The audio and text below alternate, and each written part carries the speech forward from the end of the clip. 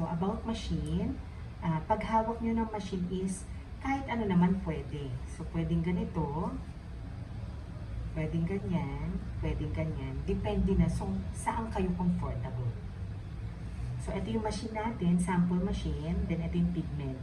Sa pagkuha ng pigment, maganda, i-turn on nyo muna yung machine. Yan.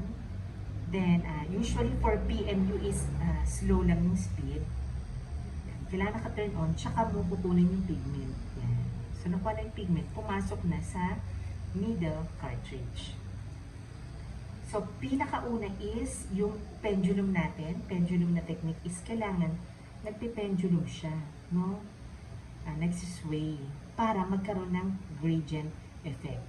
So, pwedeng dalawahan na sway, pwedeng isa, pwedeng dalawa. So, mag-sample tayo, dalawahan.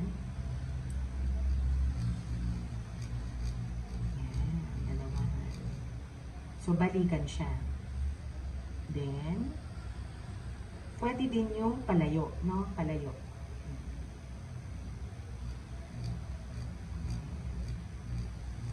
Then, pwede din yung palapit.